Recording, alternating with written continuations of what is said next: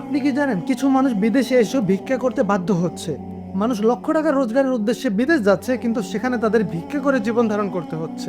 দর্শক, 2023 সালে নেত্রকোনার ছেলে জহিরুল ইসলাম 5 লক্ষ টাকা খরচ করে মালয়েশিয়া গিয়েছিল কাজের উদ্দেশ্যে। তাকে প্রতিশ্রুতি দেওয়া হয়েছিল 1500 রিঙ্গিত প্রতি মাসে, কিন্তু দুর্ভাগ্যবশত দালালের ঘাটিতে পড়ে সে কোনো কাজ পেল না। তার স্বপ্ন ভেঙে গেল। সে টাকার অভাবে তার ভিসা রিনিউ করতে না পেরে অবৈধ হয়ে গেল। তখনই শুরু হলো আসল সমস্যা। আগে যে এই দিক সে দিক টুকটাক কাজ করে অল্প স্বল্প রোজগার করত, এখন সেটিও বন্ধ হয়ে গেল।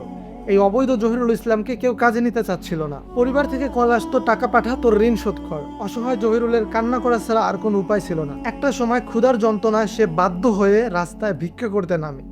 সে এইভাবে বেশ কয়েক মাস ভিক্ষা করে তার জীবন বাঁচিয়ে রাখে। এরপর সে ছোট্ট একটি কাজ পায়। হাজারো বাংলাদেশির মতো সেও অবৈধ কাজ করে তার ঋণ শোধ করার চেষ্টা করতেছিল, কিন্তু গ্রেফতারের ভয়ে সে তার রাতের ঘুম হারালো। একদিন তার এই ভয় সত্য হলো। সে এখন আইনের আওতায় আছে। এটি জাতিসংঘের বিশেষজ্ঞদের রিপোর্ট এবং সংবাদ সূত্র থেকে নেয়। এখন জহিরুলের জীবন ভেঙে গেল, তার সকল স্বপ্নগুলো মরে গেল। প্রিয় দর্শক, আপনার পদক্ষেপগুলো সাবধানে ফেলুন। কোথায় যাচ্ছেন, কি করছেন, একবার ভেবে করুন। কথাটা যদিও পুরনো, তারপর আমি আবার আপনাদের মনে করে দিচ্ছি, ভাবিয়া করিও কাজ, করিয়া ভাবিও না।